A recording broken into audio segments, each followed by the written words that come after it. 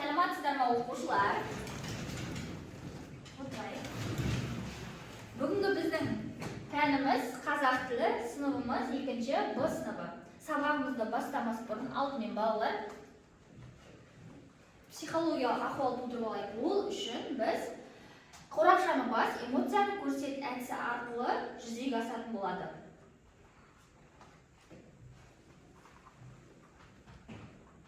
Яғни, мына қорапшаның үстін басу арқылы кез келген барлық шығамыз тез-тез берген қимылды көрсететін болады. Жақсы ма? Ал бастап шектен бастап келе ғой. Тез-тез келіп қорапшаны басамыз. Өте жақсы. Ал Нұрғисаға қандай түсті екен? Ал көрсетейін. Ой, молодец.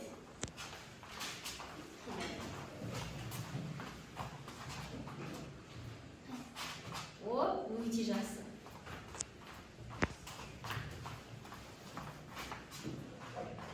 Эмира қандай түскен? Жарайсың.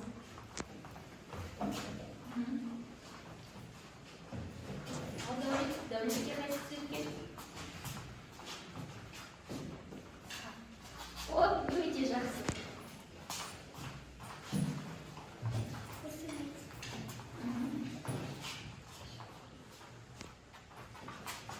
Өте жақсы.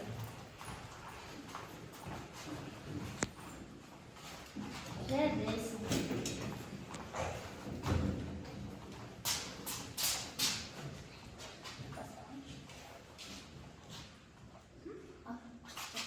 Өте жақсы.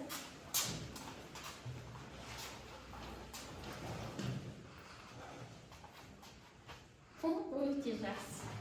Кет.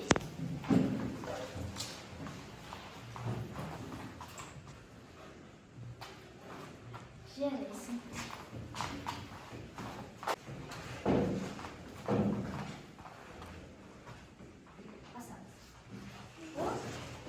Өте жақсы. Қалай барлықтарың әртүрлі қимылды көрсеттіңдер, балалар? Әртүрлі қимылды көрсеттіңдер. Қалай болды? Жақсы болды, да? Ендеше ары қарай сабағымызды жалғастырайық. Ол үшін балалар өткенді қорыту үшін мен қазақтың ұлттық ойыны тоқыр теке ойын ойнайтын боламыз. Яғни шаңғышы сөзінің қосымшасын тап. Ш.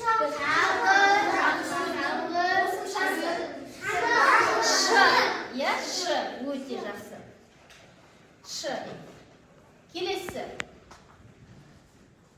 Апталық сөзінің түбірі. Апта. Дұрыс. Өте жақсы. Бізде дұрыс па екен? Дұрыс. Келесі. Күні сөзінің қосымшасы?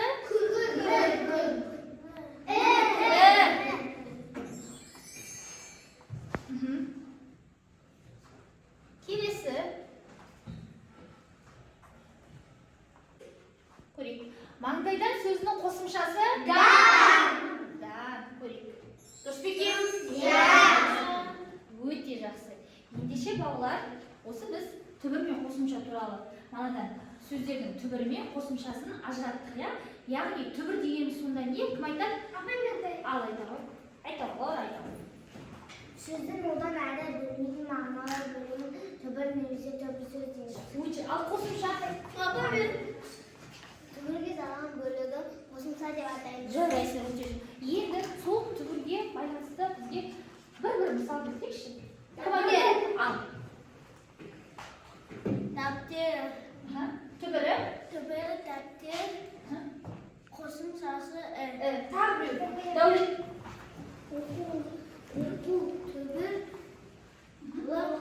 Қосымша. Өте жақсы. Тағы. Ал. Қалалар түбір. Лар қосымша. Өте жақсы. Жарайсыңдар. Ендеше біз ары қарай біз тақырыбымызды шығарып алу үшін мына берілген жұмбақтарды шешуін табуымыз керек. Егер шешуін тапсақ, біз бүгінгі сабақтың тақырыбын шығаратын боламыз. Кеттік. Табаныма байладым, қос таяқпен айдадым. Өте жақсы. Зулап түсіп төменге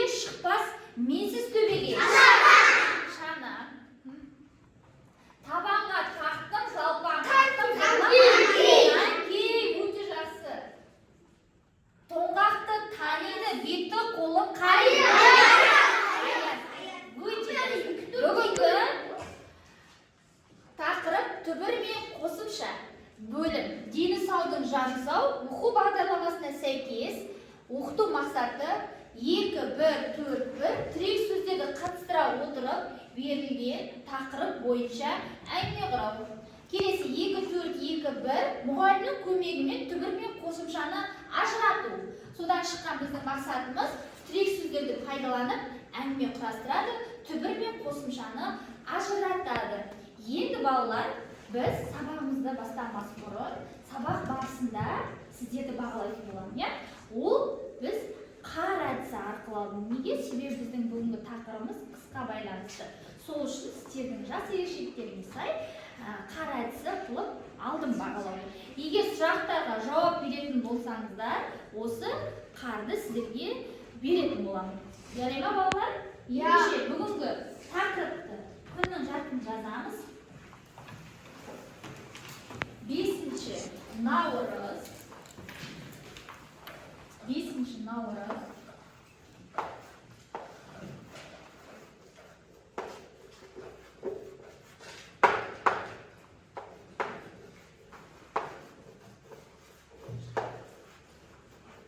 Наурыз, түбір мен қосымша.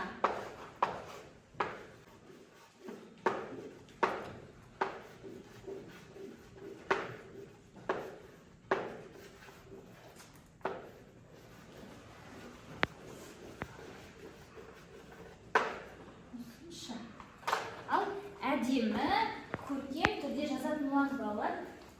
Бастайды көтерді.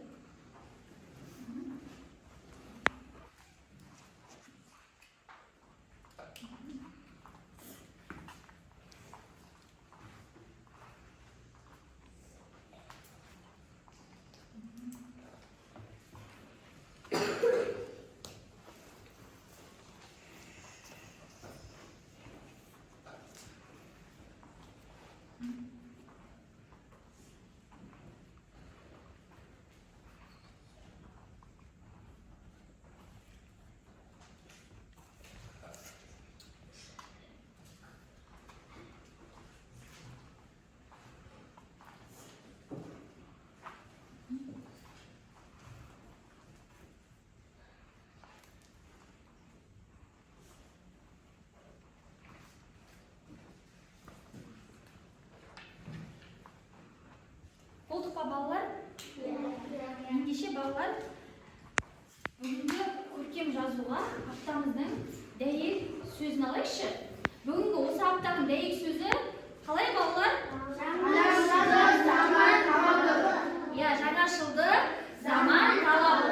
Осыны көркем, әдемі етіп жазамыз.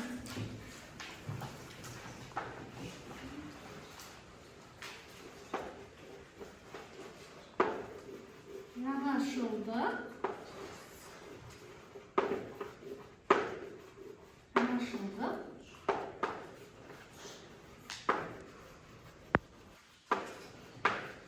zaman,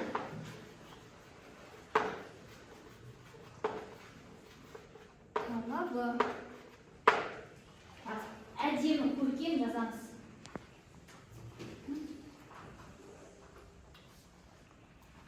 Көркем түрде әдемі жазамыз.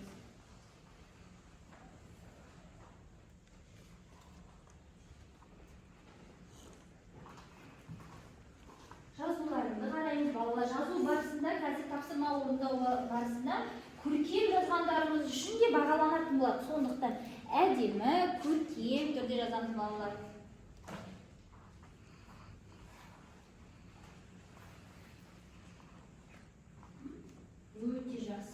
Өте жақсы балалар. Әдемі, әрі көркем түрде жазамыз балалар, жарай ма? Жаңа айтқандай, оны да мен бағалайтын боламын. Жазулар әдемі шыққан үшін. Жақсы, болып қалған сияқтымыз да балалар? Болды ма? Ендеше ары қарай бізге берілген тапсырмаларды орындайтын боламыз. Бізге тақтамен жұмыс алдымен 49 шарты ол. Сөйлемді қатесіз көшіріп жаз деп. Маған оқып беретін. Айдың оқыш дауысымды қатты шығарып Sırğanaq ойнау өте пайдалы. Жиі сырғанап жатқан жөн. Ондай бала көп ауырмайды. Өте жақсы. Бізде берілген сөйлемдерде түбір сөздер тапты. Түбір сөздер бірінші. Қарайшы, сырғанап ойнау өте пайдалы дейді. Өте дұрыс. Келесі. Жиі сырғанап жатқан жөн. Келесі. Ондай бала көп ауырмайды. Өте жақсы. Енді әр топтан бір оқушы шығарып, соны жазатын боламыз. Бірінші топтан, Аймер, келе қош, бірінші тақсыма сендер орындарында отырып, толық жаттығуды көшіреміз балалар. Кел, Аймер, кітабын алып шыға қой. Сырғанақ.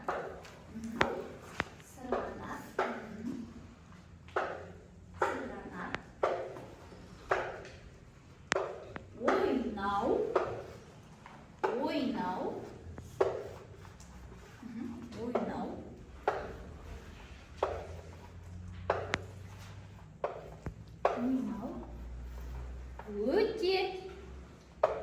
Өте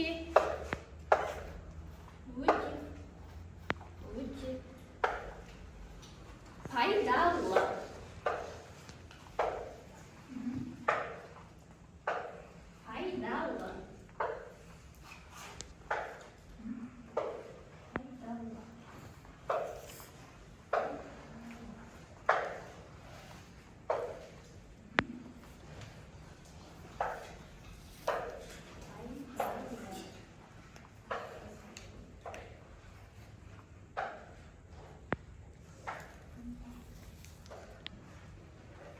Бұл жерде, Аймера,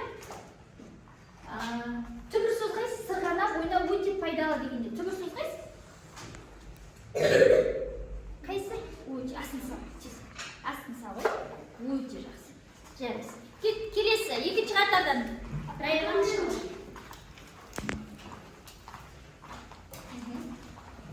Келесі сөйлем бізге жиі сырғанақ жаттыққан жөн.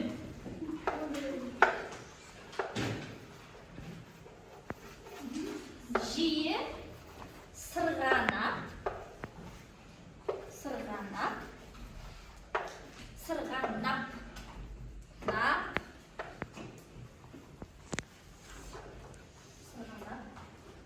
жаттыққан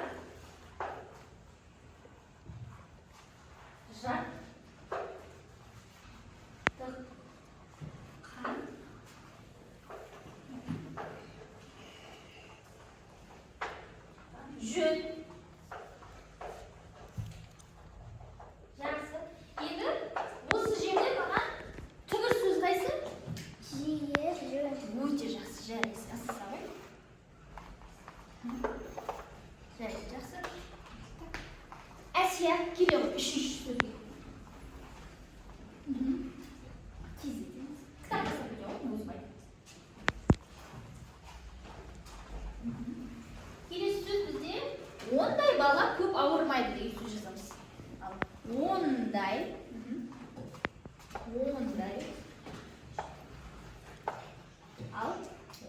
бала көп ауырмайды.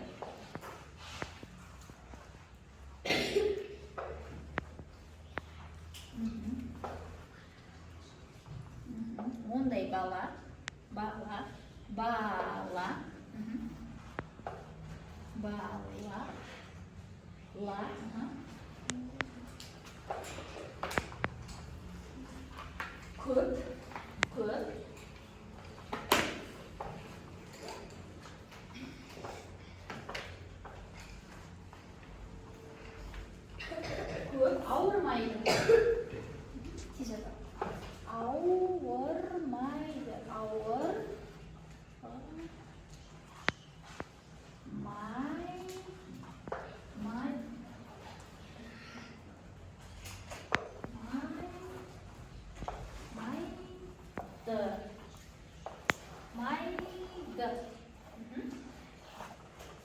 Майды.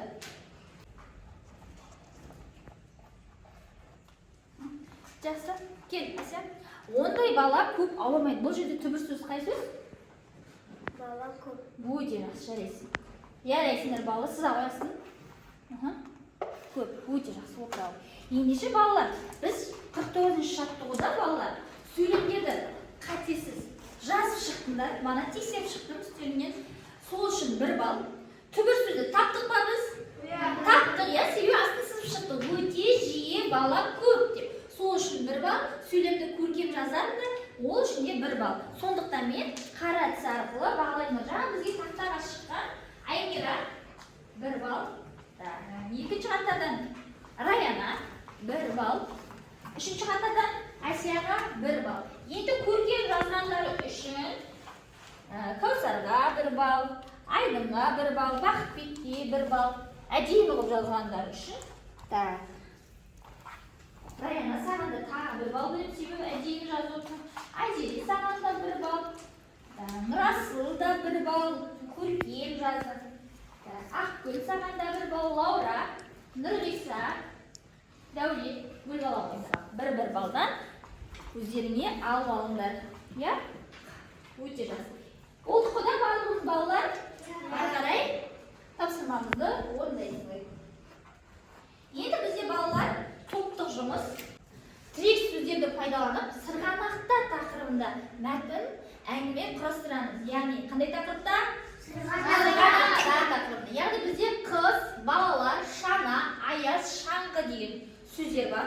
Я, міне суреттер қойдым. Сол суреттерді пайдалана отырып, мына жерге әр топ не істейді? Әңгіме құрастырады. Я, ал бірге, ал біреуін жазасыңдар, қалғандары айтасыңдар. Бастан.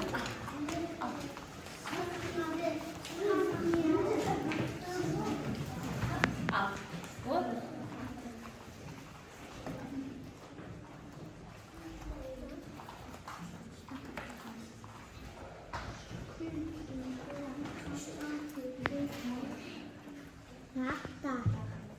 Сосын қыз келді.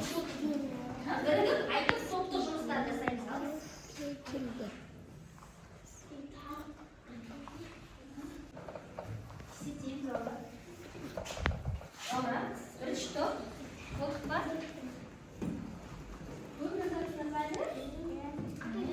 Қолданы ал. Жақсы, екінші топ сендер жаза береді. Біздер екінші топтан бастап айтқыза береді. Алина мен кім бере осы Раяна? Сендер жаза береді. Тыныш сақтаймыз қалған топтар. Дауысын шығарайық. Қыз келді, күн суыды, дала аппақ қар оранған, далада балалар қар атысты, ойнап жатты, күн шықты, балалар далада компьютерді. Өте жақсы. Бізде бұл екінші топтың оқушылары жарайды жақсы, өте жақсы. Тек сөздерді қатыстырып, екінші топтың оқушылары өте жақсы, әдемі әңгіме құрастырып берді. Соған байланысты әр топтағы оқушыларды қара әдісі арқылы бағалайтын боламыз. Ал жақсы, бірінші топ келе қойыңдар. Олдық па? Келе қойайық. Ал екінші топ олдық па? Келе қойайық. Ал дауыстарын қатты шығарайық. Көрейік, бірінші топ қалай? Я қазір құттай күнде. Қыз келді, күн суыды, құстар жылы жаққа ұшты, адамдар қалған киінді, балалар қармен ойнады, әр үйде күн шықты, және шанамен сырғанады. Өте жақсы. Бұл топқа да дәл сондай әңгіме құрастырғаны үшін 1 балл береміз. Кел, ал. Дәулет? Жоқ болды. Ал үшінші топтың балдарын тыныш сақтайық, бір-бірімізді тыңдайық. Ал даусымызды шығарып. Сырғанақ тақырыбы. Қыз келді, күн суып бастады. Адамдар жылы киім киіп бастады. Марат шана мен жерге сырғанап батқан кезде қолап кетеді. Сөйтіп Марат жылап барлығы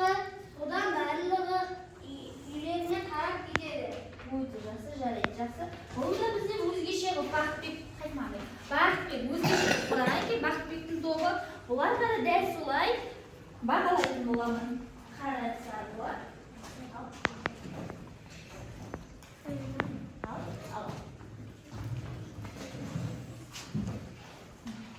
Алдыңғы балалар өте жақсы. Енді балалар біздер жаңа өзгеше болған әңгімені құрастырған мына 3-ші топ болды. 3-ші топта Марат есімді бала не істеген дейді? Шанадан құлап қалған дейді, төбеден естіп сырғанап келе жатқанда құлап қалған дейді. Егер енді сендерге балалар тапсырма, қараңдаршы. Балалар сырғанақтар мәтіні жаңа біз құрастырдық қой, 3 топтар, бірақ ішіндегі өзгешесі бізде қай топтікі болды? 3-ші топ. Яғни, егер сендер де сол Мараттың орнында болсаңдар, не істер едіңдер деген сұрақ қояр едім. Не істер едіңдер?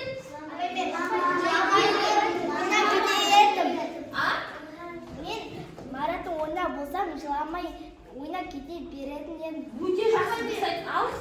Ал мен деген Мараттың орнында болсам, санадан қуасам да тұрып қайта ойай беретін. Өте жақсы, дұрыс айтасыңдар. Ендеше балалар, бұдан шығатын бізде қорытынды, біз қанша жерден құласақ та, сүрінсек те, табандылық танытып, батылдық танытып, өзіміздің ісімізді ары қарай не істейміз? Жалғастырып кете береміз. Бұл бізде батылдықтың, табандылықтың белгісі. Алдағы уақытта да өмірде де дәл солай. Қандай қиындық кездессе де, сол орнынан тұрып, сол діттеген мақсаттарыңа жету керек та, Енді бұл жердегі балалар батылдық деген сөз бар, иә? Батылдық деген сөздің түбірін талайшы.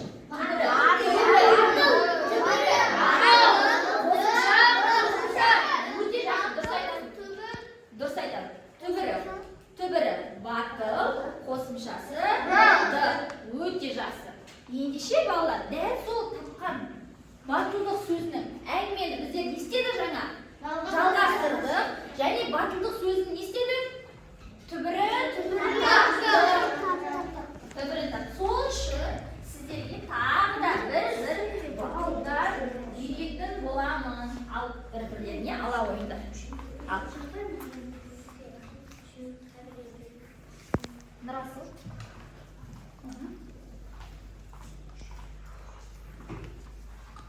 Бір балдар. Ал жинау.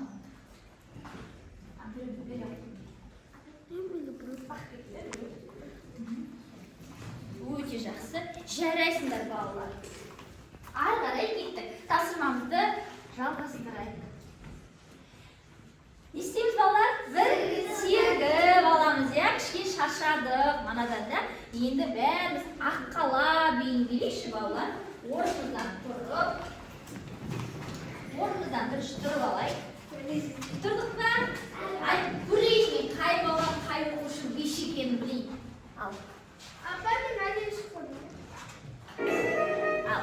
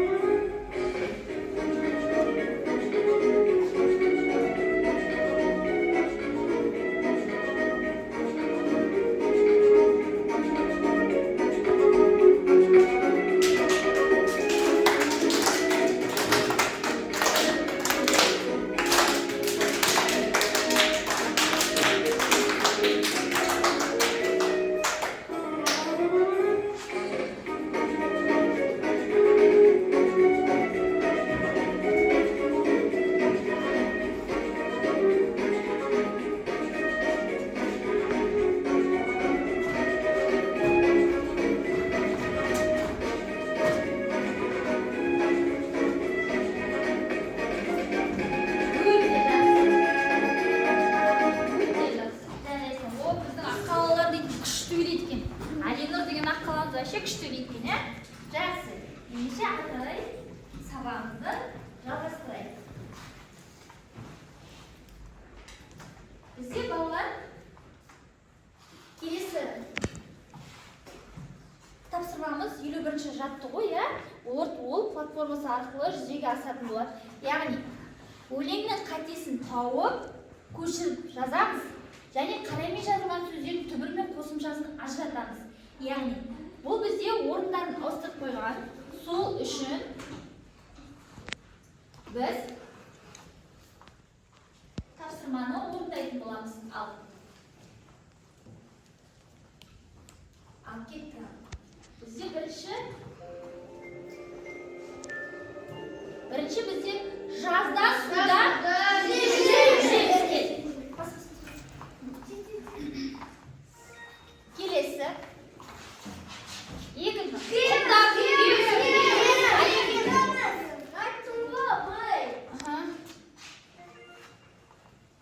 Келесі.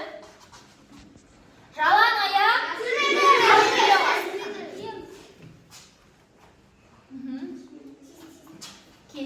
Жалаң аяқ. Жүреміз. Келесі. Қыста қызық. Денеміз. Кел, Алихан. Денеміз. Өте жақсы. Келесі. Коньки, шаңғы. Тебеміз.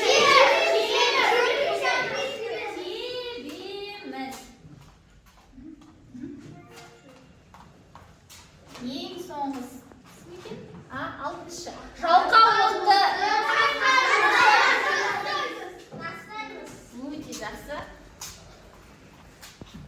Өте жақсы. Келесі соңғы. Жаттығуды.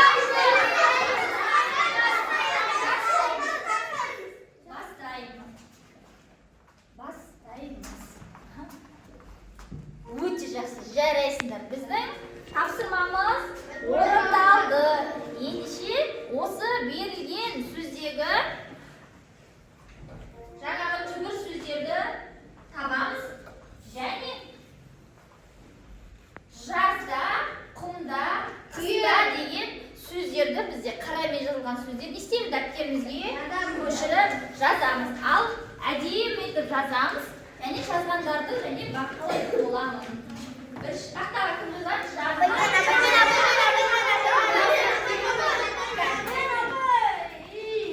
Бірінші Кәусар жазсын. Қалғандарыңыз орныңыздан отырып.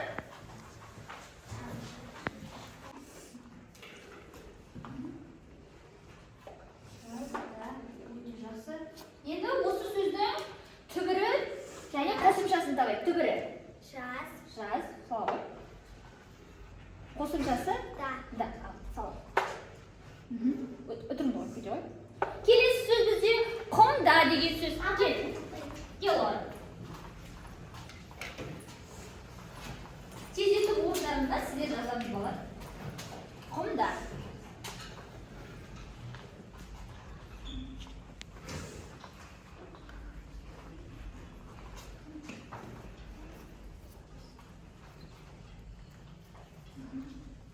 Oldu mu? Öyle mi? Jarayız.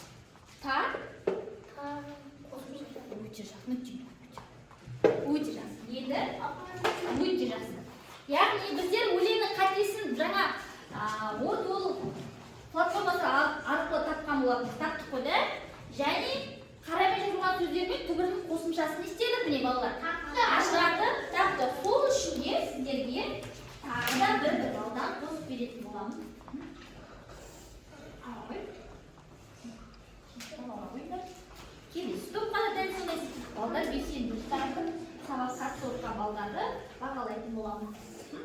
Келесі үшінші топта да солай. Жазуларың да жақсы қылып жазып отырсыңдар. Өте жақсы. Жарайсыңдар балалар.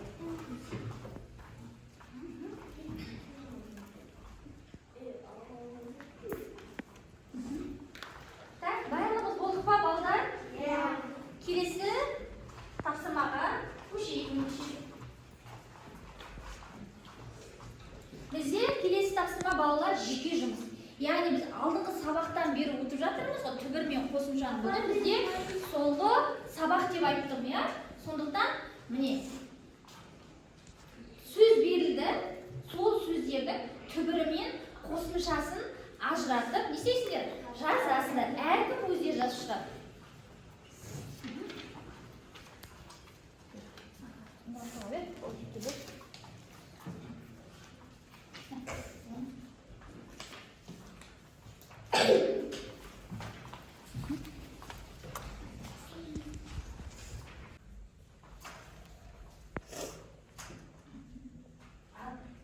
Кім болды екен? Апаймен.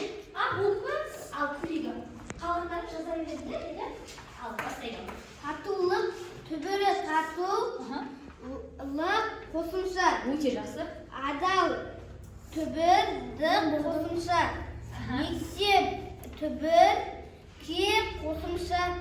Саяхат, түбір, қосымша. Өте жақсы, жарайсың. Өте жақсы. Ал бірінші қатардан біреуін оқи қойды. Кім оқиды? Басқа. Мектепке түбір мектеп, қосымша. Саяхаттан түбір саяхаттан қосымша.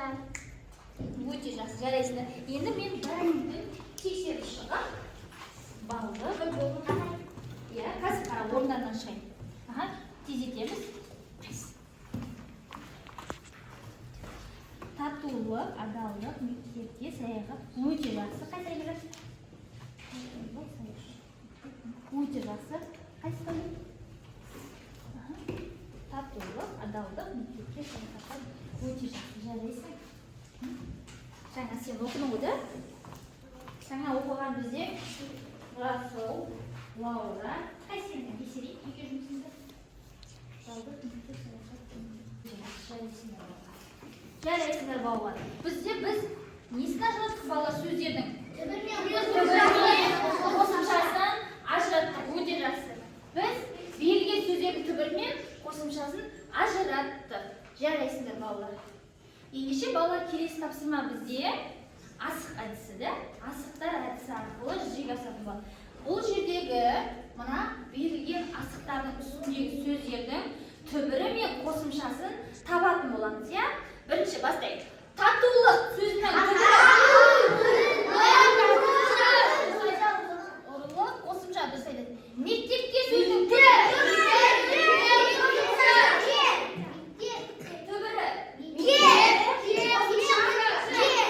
Қосымша ке. Балақай түбірі. Өте жақсы. Егінші түбірі.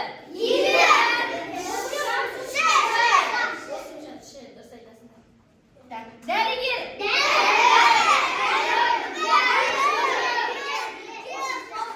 Өте жақсы. Саяхатқа.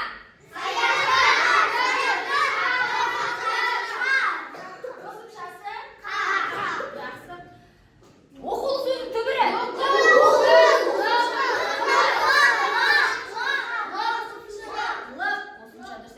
Сыйлық сөзінің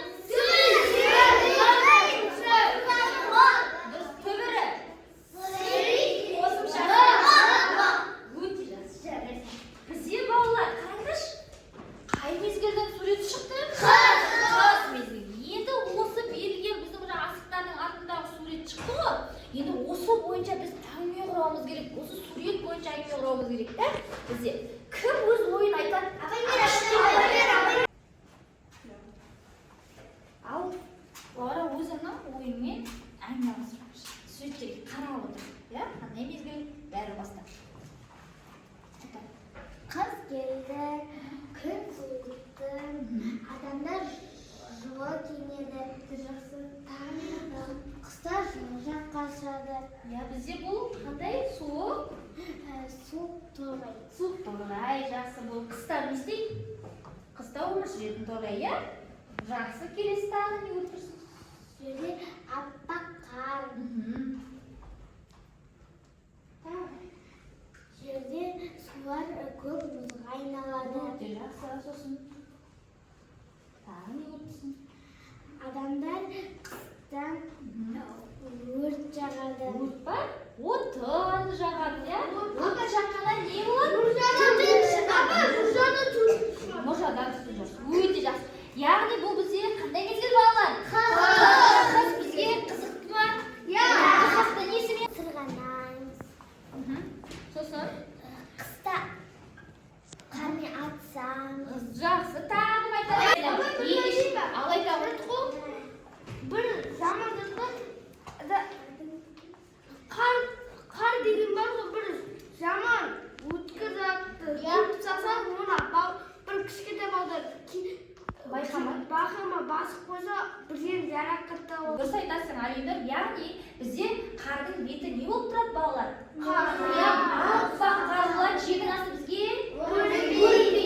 Сондықтан Алиндардың айтып отырғаны дұрыс. Қауіпсіздік ережесін сақтауымыз керек. Себебі қардың астында жатқан дүниені біз мұз болуы мүмкін, мұздан аяғымыз тиіп кетуі мүмкін. Айқайланып кетуі мүмкін, құлап қалуымыз мүмкін. Немесе қардың астында жатырған дүниелерді, заттарды көрмей біз абайсызда басып кетіп, өзіміздің бір жерімізді жарақаттап алуымыз мүмкін. Сондықтан біз қыстыгүні қанша жерден қызықты болса да не істеуіміз керек? Абайлау керек. Дұрыс айтасыңдар. Жарайсыңдар. Ендеше осы біздің берілген сұрақтарға біздер мана асықтар әдісі асықтардың ішінде берілген түбірмен қосып не істедік? Таптық, ажыраттық. Сол сұрақтарға жауап бердік және сурет бойынша не істедік? Сол үшін сендерге тағы да бір балдан қосып беретін боламын. Я беретін боламын. Аламайдар. Жаңа бізде дейтін тақтаға шыққан Лаура бұда, Лаураға тағы бір бал беріп қосып. Себебі өзінің ойын жақсы айтты. Келесі бізде Алиндар да өз ойын жақсы, сол үшін тағы да бір бал қосып берем. Себебі белсенділік танытып қауіпсіздік ережесі туралы айтқан болады. Өте жақсы. Раянаға тағы қосам.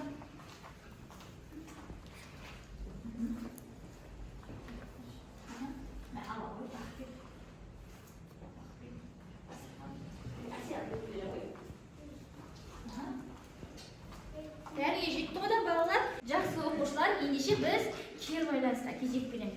Яғни бізде келесі бізде кер байланыс керемет, сұрағым бар, жақсы деген 3 сөзді басу арқылы сіздер бүгінгі сабақтың түсінген, не түсінбегендеріңді білетін боламын, я? Ендеше барлығымыз келіп, қайсысын білген жүгірмейік балалар.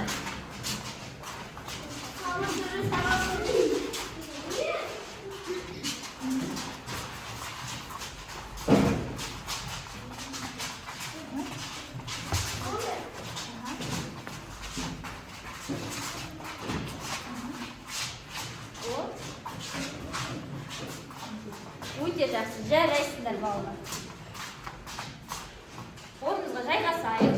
Ендеше бүгінгі біздің сабағымыз осымен аяқталды. Біз енді кімде қанша ұпай жиналды, соны білетін боламыз. Ал кім